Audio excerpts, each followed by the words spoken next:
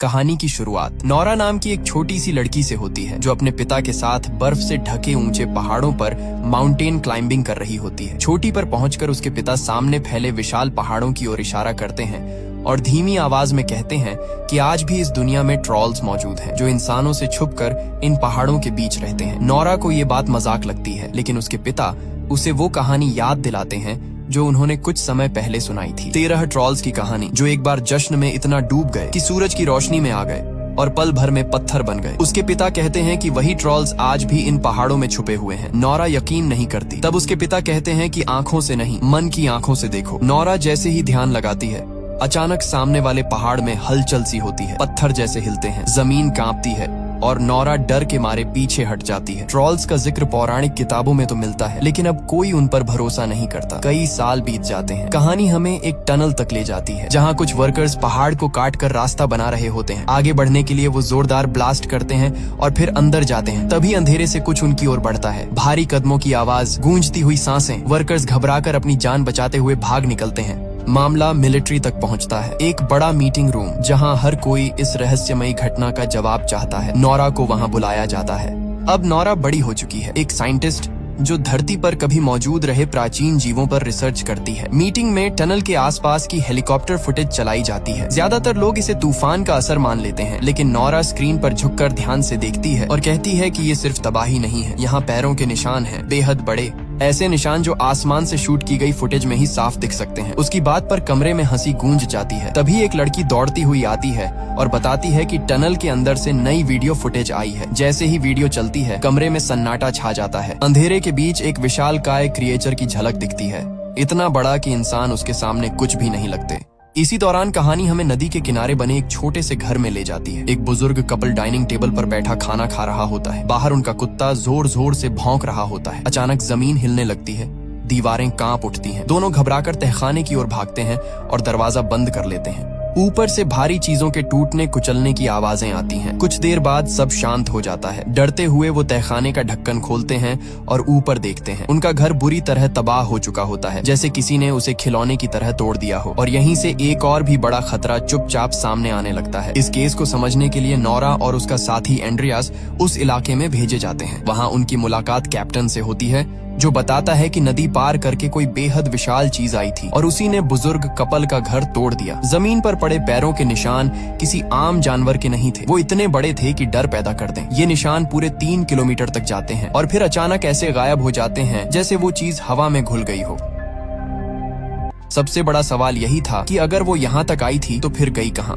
नौरा उन्हें अपने पिता के पास ले जाती है। उसके पिता हमेशा से दुनिया से अलग सोचते आए थे और पहाड़ों में रहने वाले ट्रॉल्स पर सालों से रिसर्च कर रहे थे। घर में घुसते ही दीवारों पर लगी अजीब तस्वीरें और स्केच दिखाई देते हैं। ट्रॉल्स की शक्लें, उनके निशान, पहाड़ों के पैटर्न, ऐसी चीजें जिन पर दुनिया हंसती है और जिन्हें नजरअंदाज कर देती है। नौरा के पिता बताते हैं कि कई साल पहले भी पहाड़ों से कुछ ऐसा ही निकला था और फिर अचानक गायब हो गया। सरकार को सब पता था, लेकिन डर के मारे उन्होंने सच्चाई को दबा दिया। नौरा जब बताती है कि आज फिर वैसी ही घटना हुई है, तो उसके पिता की आंखों में यकीन उतर आता है। उनके लिए अब कोई शक नहीं बचता। वो कहते हैं कि हजारों साल पहले ट्रॉल्स खुलेआम इस दुनिया में रहा करते थे और जो इंसान उनके करीब जाने या उनसे रिश्ता बनाने की कोशिश करता था, उसे सजा दी जाती थी। इसके बाद नौरा, उसका पिता एंड्रियास और कैप्टन उस जगह पहुंचते हैं जहां पैरों के निशान मिले थे। नौरा के पिता पहाड़ों और पत्थरों को इस तरह गौर से देखते हैं जैसे वो जिंदा हों। एंड्रियास और कैप्टन को ये सब पागलपन लगता है। पूरी दुनिया की तरह वो भी मानते हैं कि ट्रॉल्स सिर्फ कहानियों में होते हैं। खुद नौरा भी अब तक अपने पिता पर पूरी तरह यकीन नहीं कर पाई होती। नौरा जब निराश होकर कहती है कि यहाँ कुछ भी नहीं है, तभी आसमान अचानक बदलने लगता है। बादल घिर आते हैं, हवा भारी हो जाती है। नौरा को एक अजीब सी गंध महसूस होती है। वो पीछे मुड़कर एक बड़े से पत्थर को देखती है और उसी पल उस पत्थर की एक आंख खुल जाती है। जो वो पत्थर समझ रही थी, वो असल में एक ट्रॉल होता है, विशाल, डरावना और जिंदा। चारों के होश उड़ जाते हैं। वो किसी तरह हेलीकॉप्टर में बैठकर वहाँ से निकलते हैं। पूरी घटना को लाइव रिकॉर्ड किया जा रहा होता है और सीधा मिलिट्री कैंप तक पहुंचता है। बड़े बड़े अफसर स्क्रीन पर वो क्रिएचर देखते हैं और अब किसी को शक नहीं रहता। ये कोई कहानी नहीं, बल्कि एक खतरनाक मिथिकल क्रीचर है जो पूरी दुनिया के लिए खतरा बन सकता है। नोरा कैंप में पहुंचकर कहती है कि वो इस क्रिएचर पर और स्टडी करना चाहती है, लेकिन प्राइम मिनिस्टर साफ मना कर देती है। उनका कहना होता है कि जब तक रिसर्च चलेगी तब तक ये पूरी दुनिया के लिए तबाही बन सकता है। नोरा का काम यहीं खत्म माना जाता है और अब मामला मिलिट्री के हाथ में होता है। उनका फैसला साफ होता है, ट्रॉल को मार दिया जाएगा।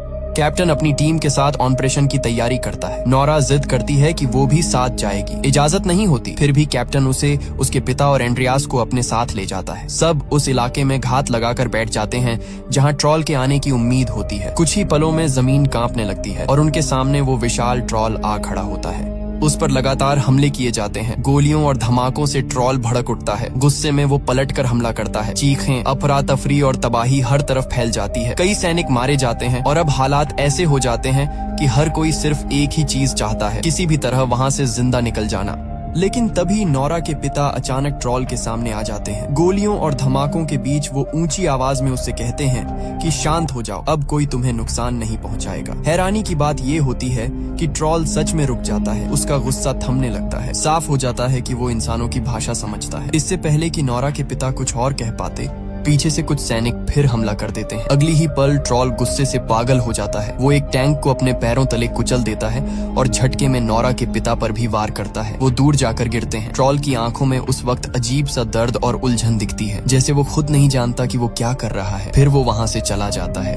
नोरा दौड़कर अपने पिता के पास पहुंचती है। वो जमीन पर पड़े होते हैं, जिंदगी की आखिरी सांसें लेते हुए। कांपती आवाज में वो बस इतना कहते हैं, रॉयल पैलेस और घर। इतना कहकर उनकी सांस थम जाती है। नोरा पूरी तरह टूट जाती है। बचपन में माँ को खो चुकी नोरा के लिए अब इस दुनिया में कोई भी नहीं बचता। उसके पिता के पीछे छोड़े हुए नोट्स ही उसका सहारा बनते हैं। जब वो उन्हें पढ़ती है तो एक अहम बात सामने आती है। ट्रॉल्स को चर्च की घंटियों से नफरत होती है। इसी वजह से पुराने जमाने में वो सबसे पहले चर्चों पर हमला किया करते थे। नोरा तुरंत कमांडर से बात करती है और कहती है कि ट्रॉल पर बम गिराने की जरूरत नहीं है। उसके पास एक और तरीका है। हिचक के साथ ही सही उसे एक मौका दे दिया जाता है। नोरा हेलीकॉप्टरों पर चर्च की घंटियां लगवाती है और उन्हें ट्रॉल के चारों तरफ उड़ाया जाता है। घंटियों की आवाज सुनते ही ट्रॉल बेकाबू होने लगता है। वो पागलपन में हेलीकॉप्टरों पर हमला करता है। इस अफरा तफरी में एक बच्चे की जान जाते जाते बचती है। सबको लगता है कि अब सब खत्म है, लेकिन अगले ही पल ट्रॉल उस बच्चे को पकड़कर सुरक्षित जमीन पर रख देता है। ये देखकर पूरी दुनिया सन्न रह जाती है। उसी दौरान ट्रॉल की नजर उस हेलीकॉप्टर पर पड़ती है जिसमें नोरा होती है। कुछ पल वो उसे देखता है और फिर चुपचाप वहां से चला जाता है। ऑपरेशन नाकाम मान लिया जाता है। नोरा को मिशन से हटा दिया जाता है और फैसला होता है कि अब ट्रॉल पर भारी मिसाइलें दागी जाएंगी। पूरे शहर को खाली करवाने की तैयारी शुरू हो जाती है। नोरा समझ नहीं पाती कि अब क्या करे। तभी उसे अपने पिता के आखिरी शब्द याद आते हैं, रॉयल पैलेस। उसे यकीन हो जाता है कि ट्रॉल वहीं जाएगा। बिना समय गंवाए वो एंड्रियास के साथ सीधे किंग पैलेस की ओर निकल पड़ती है। किंग पैलेस पहुंचते ही नोरा की मुलाकात किंग के चीफ मिनिस्टर से होती है। नोरा उसे चेतावनी देती है कि ट्रॉल यहाँ हमला कर सकता है और अगर ऐसा हुआ तो उसके पीछे कोई बहुत बड़ी वजह होगी। चीफ मिनिस्टर एक पुरानी बात बताता है जो पौराणिक किताबों में दबी हुई है। कहा जाता है कि अगर किसी राजा का महल किसी दूसरे राजा के घर के ऊपर बना हो तो वो जगह अपशकुन बन जाती है। जहां आज किंग पैलेस खड़ा है वहां कभी ट्रॉल्स का घर हुआ करता था। वो पहाड़ों के असली राजा थे, लेकिन इंसानों के राजा ने अपने महल के लिए उन सबको मरवा दिया। बस एक ट्रॉल का बच्चा जिंदा छोड़ दिया गया, जिसे बहुत दूर अंधेरे पहाड़ों में भेज दिया गया। अब जो ट्रॉल वापस लौटा है शायद वही बच्चा है जो सैकड़ों सालों की नींद के बाद जागा है और अपने घर लौटने आया है। इसके बाद चीफ मिनिस्टर उन्हें एक खुफिया जगह पर ले जाता है। वहाँ विशाल कंकाल रखे होते हैं, ट्रॉल्स के कंकाल जिन्हें सदियों पहले मार दिया गया था। साफ हो जाता है कि रॉयल फैमिली को शुरू से सब पता था, लेकिन सच को हमेशा दुनिया से छुपाया गया। नोरा एक कंकाल की हड्डी पर यूवी टॉर्च की रोशनी डालती है। देखते ही वो हिस्सा धीरे धीरे पत्थर का बन जाता है। उसी पल उसे अपने बचपन की वो कहानी याद आती है, 13 ट्रॉल्स की कहानी जो सूरज की रोशनी में आकर पत्थर बन गए थे। अब नोरा समझ जाती है कि ट्रॉल को रोका कैसे जा सकता है। वो तुरंत कैप्टन को कॉल करती है और बताती है कि अब उसे रास्ता मिल गया है। ट्रॉल को हराने के लिए बहुत बड़े यूवी लाइट सिस्टम की जरूरत होगी और उसे खुले में लाना होगा। कोई भी मिसाइल्स का इस्तेमाल नहीं चाहता क्योंकि उससे पूरा इलाका तबाह हो सकता है। ट्रॉल को अपनी तरफ खींचने के लिए नोरा एक बड़ा रिस्क लेती है। वो अपने साथियों के साथ एक गाड़ी में ट्रॉल का कंकाल बांध देती है। ट्रॉल उसे महसूस करता है और उनकी गाड़ी का पीछा करने लगता है, लेकिन जैसे ही नोरा गाड़ी रोकती है वो कंकाल नीचे गिर जाता है। ट्रॉल उसे उठाता है उसे देखता है और अचानक भावुक हो जाता है। वो समझ जाता है कि अब इस दुनिया में उसका कोई भी नहीं बचा। उसी भावुक पल में कंकाल उसके हाथ से फिसल जाता है और टूटकर चकनाचूर हो जाता है। दर्द और गुस्से से भरा ट्रॉल दहाड़ मारता है और नोरा की गाड़ी के पीछे दौड़ पड़ता है। नोरा पूरी ताकत से गाड़ी भगाती है। उधर मिसाइल लॉन्च का वक्त आ चुका होता है। एंड्रियास की एक दोस्त उसी डिपार्टमेंट में होती है जहां से मिसाइल छोड़ी जानी होती है। एंड्रियास उसे सिस्टम को हैक करके जैम करने को कहता है। वो ऐसा कर देती है। बटन दबाया जाता है लेकिन मिसाइल एक्टिवेट नहीं होती। इधर नोरा और एंड्रियास ट्रॉल से जान बचाकर भागते हुए उस जगह पहुंच जाते हैं जहां कैप्टन अपनी टीम और यूवी लाइट मशीनों के साथ इंतजार कर रहा होता है। ट्रॉल उनकी गाड़ी पर हमला करता है लेकिन दोनों वक्त रहते कूदकर अपनी जान बचा लेते हैं। मिलिट्री अफसरों को पता चल जाता है कि सिस्टम हैक किया गया है। वो दोबारा सिस्टम चालू करते हैं और मिसाइल छोड़ने की तैयारी होती है। लेकिन जब कमांडर को एहसास होता है कि ट्रॉल के आसपास अपने ही सैनिक हैं, तो वो आखिरी पल में हमला रोक देता है। अब नोरा, कैप्टन, एंड्रियास और सैनिक मिलकर यूवी मशीनों से निकलने वाली तेज अल्ट्रावायलेट किरणें ट्रॉल पर डालना शुरू कर देते हैं। ट्रॉल का शरीर धीरे धीरे पत्थर में बदलने लगता है। वो दर्द से चीखता है। पूरा इलाका उसकी आवाज से कांप उठता है। उसी पल नोरा को एहसास होता है कि जो हो रहा है वो गलत है। जिस कुदरत ने इंसान को बनाया, उसी कुदरत ने ट्रॉल्स को भी बनाया था। ट्रॉल्स कभी इंसानों के लिए खतरा नहीं थे, फिर भी इंसानों ने उन्हें मिटा दिया। नोरा अचानक मशीनें बंद कर देती है और ट्रॉल के सामने खड़ी हो जाती है। वो चिल्लाकर उससे कहती है कि यहाँ से चला जाओ, फिर से अंधेरों में कहीं खो जाओ, नहीं तो इंसान तुम्हें मार देंगे। ट्रॉल उसकी बात समझ रहा होता है और कुछ पल के लिए सब कुछ थम सा जाता है। लेकिन इससे पहले कि ट्रॉल कुछ करता, आसमान में सूरज की पहली किरणें फैलने लगती हैं। वही रोशनी, वही अल्ट्रावायलेट रेज जो उसके लिए जहर से कम नहीं थी, सीधे उसके शरीर पर पड़ती है। ट्रॉल दर्द से कराहता है। उसका विशाल शरीर धीरे धीरे सख्त होने लगता है और कुछ ही पलों में वो पूरी तरह पत्थर का बनकर जमीन पर गिर जाता है। सदियों से भटका हुआ वो प्राणी यहीं शांत हो जाता है और इसी के साथ ट्रॉल का अंत हो जाता है। इसके बाद प्राइम मिनिस्टर नोरा के पास आती है और ठंडे लहजे में कहती है कि उसके पिता की सारी कहानियां सिर्फ अफवाहें थीं। लेकिन नोरा और एंड्रियास के लिए ये किसी जीत जैसा नहीं होता। ट्रॉल की मौत उन्हें भारी लगती है। एंड्रियास, जो हमेशा सरकार के लिए काम करता आया था, अंदर से टूट चुका होता है। वो अपनी नौकरी छोड़ने का फैसला करता है क्योंकि वो अब सच लिखना चाहता है, एक राइटर बनना चाहता है। वो नोरा के साथ वहां से निकल पड़ता है। हम उस मोड़ पर पहुंचते हैं जहां पार्ट 1 खत्म हुआ था, लेकिन अब पार्ट 2 की कहानी थोड़ी अलग दिशा लेने वाली है और राज भी पुराने से कहीं ज्यादा खतरनाक है। फिल्म की शुरुआत एक गहरी और रहस्यमयी आवाज से होती है जो हमें उन ट्रॉल्स की कहानी सुनाती है जो हजारों साल पहले इंसानों के साथ इसी दुनिया में रहते थे। ये कोई खौफनाक मॉन्स्टर नहीं थे, बल्कि मासूम से जीव थे। उनका शरीर पत्थरों जैसा मजबूत था, लेकिन दिल मिट्टी और पेड़ों की तरह नरम। वो कुदरत का ही एक हिस्सा थे। किसी को नुकसान नहीं पहुंचाते थे, बस धूप से दूर रहते थे क्योंकि सूरज की रोशनी उन्हें जिंदा से पत्थर बना देती थी। इंसानों के साथ हंसते खेलते शांति से अपनी जिंदगी जीते थे। फिर वक्त बदला। दुनिया में क्रिश्चियनिटी फैलने लगी और कुछ लोगों को लगने लगा कि ये धरती सिर्फ इंसानों की है। ट्रॉल्स को इस दुनिया का हकदार नहीं माना गया। मासूम ट्रॉल्स पर जुल्म शुरू हो गया। उन्हें जबरदस्ती खींचकर धूप में लाया जाता ताकि वो पत्थर बन जाए। होली वाटर और चर्च की घंटियां उनके लिए दर्द और कमजोरी का सबब बन गईं और इंसान इन्हीं चीजों का इस्तेमाल उन्हें खत्म करने के लिए करने लगे। यही कहानियां नोरा के पिता उसे बचपन से सुनाते आए थे। वो हमेशा कहते थे कि उन्हें इस बात का अफसोस रहेगा कि इंसानों ने उन बेगुनाह ट्रॉल्स की कभी मदद नहीं की। उस वक्त छोटी नोरा अपने पिता से वादा करती है कि अगर आज भी कहीं अच्छे ट्रॉल्स बचे होंगे तो वो हमेशा उनका साथ देगी। वक्त आगे बढ़ता है और हमें बड़ी हो चुकी नोरा दिखाई जाती है। उसके पिता अब इस दुनिया में नहीं रहे। उनके गम में नोरा समाज से दूर एक जंगल के बीच अकेली रहती है और ट्रॉल्स पर रिसर्च करती है। कुछ साल पहले उसका सामना असली ट्रॉल्स से हो चुका होता है। अब उसके मन में कोई शक नहीं बचा। जो कहानियां थीं वो सच्चाई बन चुकी थी और नोरा पहले से कहीं ज्यादा यकीन और समझ के साथ अपनी रिसर्च कर रही होती है। एक दिन अचानक उसके घर में कोई घुस आता है। नोरा घबराती नहीं, वो पलटकर हमला कर देती है। लेकिन तभी पता चलता है कि वो चैड है, प्रेसिडेंट का पर्सनल सेक्रेटरी। वही शख्स जिसने पहले भी ट्रॉल्स से जुड़े मामलों में नोरा की मदद की थी। वो अब भी सरकार के लिए काम कर रहा होता है, लेकिन अंदर ही अंदर ट्रॉल्स को बचाने के रास्ते ढूंढ रहा होता है। उसे भी नोरा के पिता से यही सच्चाई पता चली थी कि ट्रॉल्स बुरे नहीं बल्कि कुदरत की एक भूली हुई कड़ी है। इस बार चैड एक बहुत बड़ा राज लेकर आया होता है। वो नोरा को अपने साथ एक खुफिया लैब में ले जाता है। वहाँ उनकी मुलाकात प्रोफेसर लहरी से होती है जो नोरा की तरह ट्रॉल्स पर ही रिसर्च कर रहे होते हैं। लेकिन लैब के अंदर जो नोरा देखती है वो उसकी कल्पना से भी बाहर होता है। वही ट्रॉल जो नाजी दौर में पहाड़ों से निकला था इस वक्त उस लैब में कैद होता है। वैज्ञानिकों ने उसका नाम जेरी रखा होता है। प्रोफेसर बताते हैं कि वो पिछले 100 सालों से गहरी नींद में है। नोरा को ये भी पता चलता है कि रिसर्च के नाम पर वैज्ञानिकों ने उसके शरीर के कई हिस्से काटे हैं। ये सुनते ही नोरा गुस्से और दर्द से भर जाती है। उसे ट्रॉल के लिए गहरा अफसोस होता है। वो चुपचाप एक लिफ्ट के जरिए उसके कान के पास पहुंचती है और धीमी आवाज में उसके लिए एक कविता सुनाने लगती है। उस आवाज में डर नहीं, सिर्फ अपनापन और दर्द होता है। नोरा के जज्बात कुछ ऐसा असर करते हैं कि 100 सालों से सोया हुआ जेरी अपनी आंखें खोल देता है। जैसे ही उसे एहसास होता है कि वो कैद है, वो पागल हो जाता है।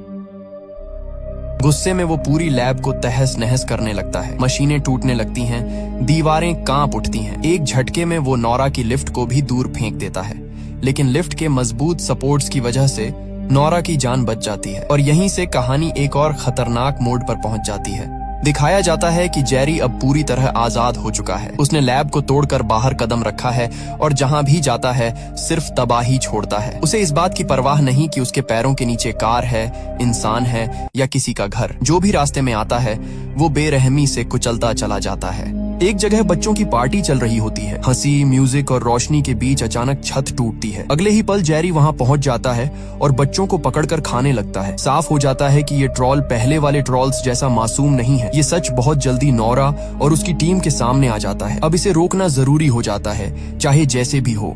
नोरा, चेड और बाकी टीम की मीटिंग प्रेसिडेंट के साथ होती है। प्रेसिडेंट का फैसला साफ होता है, इस ट्रॉल को मार दिया जाए। लेकिन नोरा और चेड इसके खिलाफ होते हैं। वो मिशन के लिए हामी तो भर देते हैं, लेकिन अंदर ही अंदर तय कर लेते हैं कि चाहे जो हो वो जेरी को मारने नहीं देंगे। इसी मिशन में कैप्टन क्रिस को भी शामिल किया जाता है। क्रिस एक सख्त और अनुभवी अफसर होता है। उसकी टीम बड़े बड़े हेलीकॉप्टर्स तैयार करती है, जिनमें ताकतवर यूवी लाइट्स लगी होती हैं। प्लान ये होता है कि रात के अंधेरे में जेरी को पत्थर बना दिया जाए। रात होते ही जब जेरी अभी भी शहर में तबाही मचा रहा होता है, हेलीकॉप्टर्स उसे घेर लेते हैं। यूवी लाइट्स उस पर डाली जाती हैं ताकि उसे कमजोर किया जा सके, लेकिन कुछ भी असर नहीं होता। जेरी और भड़क उठता है। गुस्से में वो जमीन से एक पूरा बिजली का टॉवर उखाड़कर लोगों की तरफ फेंक देता है। अफरा तफरी मच जाती है। इसी हमले में क्रिस के दोस्त का हेलीकॉप्टर तबाह हो जाता है और उसका दोस्त मारा जाता है। अपने दोस्त की मौत देखकर क्रिस का गुस्सा बेकाबू हो जाता है। वो बदले की आग में जलने लगता है और जेरी को किसी भी हाल में मार डालना चाहता है, लेकिन पीछे बैठी नोरा उसे रोकती है। वो उसे समझाती है कि असली मॉन्स्टर ट्रॉल्स नहीं बल्कि इंसान हैं, जिन्होंने उन्हें ऐसा बना दिया। टीम नोरा से पूछती है कि अब क्या किया जाए, क्योंकि जेरी हर पल और ज्यादा खतरनाक होता जा रहा है। नोरा कहती है कि उसके पास एक आखिरी रास्ता है। वो सबको एक विशाल गुफा के अंदर ले जाती है। यहीं वो सच सामने लाती है। इस दुनिया में जेरी के अलावा एक और ट्रॉल भी मौजूद है। एक ऐसा ट्रॉल जो मासूम और शांत है। वही ट्रॉल जिससे नोरा की मुलाकात कई साल पहले हुई थी। वो बार बार उससे मिलने जाती रही और धीरे धीरे दोनों के बीच भरोसा बन गया। अब जेरी को रोकने के लिए नोरा उसी अच्छे ट्रॉल की मदद लेना चाहती है। नोरा यहाँ सबके सामने एक बहुत बड़ा सच रखती है। वो बताती है कि इंसानों ने लगभग सभी ट्रॉल्स को पहाड़ों और गुफाओं में घेर कर मार डाला था। उस तबाही में सिर्फ एक छोटा सा ट्रॉल का बच्चा बच पाया था, जो सदियों तक छुपा रहा और आज इतना बड़ा हो चुका है। वही ट्रॉल कुदरत है। नोरा ने ही उसे ये नाम दिया था। नोरा और चेड मिलकर प्यार से उसे एक नज्म सुनाते हैं और उससे गुजारिश करते हैं कि वो जेरी को रोके। कुदरत नोरा की बात मान लेता है और जेरी से मिलने के लिए आगे बढ़ता है, लेकिन जेरी के दिल में नफरत इतनी गहरी होती है कि वो किसी की बात सुनने को तैयार नहीं होता। वो जोर से जमीन पर पैर पटकता है। उस जोर से कुदरत के पैरों के नीचे जमी बर्फ टूट जाती है और कुदरत सीधे ठंडे पानी में गिर जाता है। ये देखते ही नोरा टूट जाती है। उसे लगता है कि कुदरत डूबकर मर गया। उधर जेरी आगे बढ़ चुका होता है। नोरा को समझ आ जाता है कि उसका अगला निशाना ट्रॉन्डाइम है, जहाँ सेंट उल्फ का चर्च है। नोरा, चेड और पूरी टीम तुरंत उसी दिशा में निकल पड़ते हैं। सब जानते थे कि इसी चर्च में सेंट उल्फ की कब्र कहीं छुपी हुई है, लेकिन आज तक किसी को वो मिली नहीं थी। चर्च के अंदर नोरा और चेड उल्फ की एक पुरानी पेंटिंग को ध्यान से देखते हैं। उसमें 3 अजीब निशान होते हैं। उन्हें एहसास होता है कि ये निशान दरवाजा खोलने की चाबी है। वो उन निशानों में 3 डंडे लगाकर दीवार को घुमाते हैं। भारी पत्थर सरकता है और आखिरकार एक छुपा हुआ रास्ता खुल जाता है। अंदर उन्हें सेंट उल्फ की लाश मिलती है, उसकी चांदी की तलवार के साथ। उल्फ के कपड़ों में से उन्हें एक अधूरा खत मिलता है। खत का दूसरा हिस्सा उस लैब में मिला था जहां जेरी को रखा गया था। दोनों हिस्सों की तस्वीरें मिलाकर जब पूरा खत पढ़ा जाता है तो एक चौंकाने वाली सच्चाई सामने आती है। हमेशा से ये माना जाता रहा कि सेंट उल्फ ने ट्रॉल्स को मरवाने का हुक्म दिया था, लेकिन सच ये था कि उसने कभी ट्रॉल्स को मारने का आदेश दिया ही नहीं था। वो तो सिर्फ उन्हें दुनिया के दूसरी तरफ भेजना चाहता था ताकि इंसान और ट्रॉल एक दूसरे से दूर शांति से रह सकें। लेकिन चर्च ने उसका हुक्म नहीं माना। चर्च के कहने पर सभी ट्रॉल्स को मार दिया गया और फिर सारा इल्जाम उल्फ पर डाल दिया गया। इस सच को हमेशा के लिए छुपाने के लिए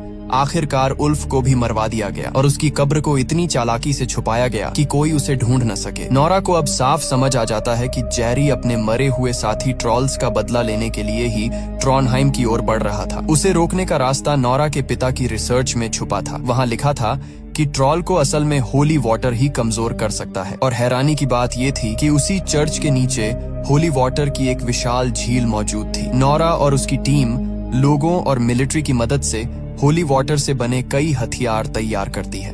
रात होते ही जब जेरी शहर में दाखिल होता है, सबसे पहले चर्च की घंटियां बजाई जाती हैं। उनकी आवाज से जेरी कमजोर पड़ने लगता है। इसके बाद उस पर होली वाटर से बने हथियार दागे जाते हैं, लेकिन नतीजा उल्टा निकलता है। जेरी को कोई खास नुकसान नहीं होता, बल्कि वो और ज्यादा गुस्से में आ जाता है और शहर में तबाही और तेज कर देता है। तभी हालात पूरी तरह बिगड़ने से पहले पानी से डूबा हुआ कुदरत अचानक वापस सामने आता है। उसे जिंदा देखकर नोरा की आंखों में खुशी लौट आती है। कुदरत जेरी को रोकने के लिए उसके सामने खड़ा हो जाता है और शहर के बीचों बीच दोनों ट्रॉल्स के बीच भयानक लड़ाई शुरू हो जाती है। इसी दौरान नोरा की टीम को एहसास होता है कि जेरी को पूरी तरह खत्म करने के लिए होली वाटर उसके शरीर पर नहीं बल्कि सीधे उसके दिल तक पहुंचाना होगा। समस्या ये थी कि उनके पास अब सिर्फ एक ही होली वाटर बॉम्ब बचा था। जेरी लगातार हिल रहा था। उसके मुंह के अंदर सही निशाना लगाना लगभग नामुमकिन लग रहा था। उसी पल चेड एक बड़ा फैसला लेता है। वो खुद को कुर्बान करने का मन बना लेता है। वो तय करता है कि होली वाटर बॉम्ब को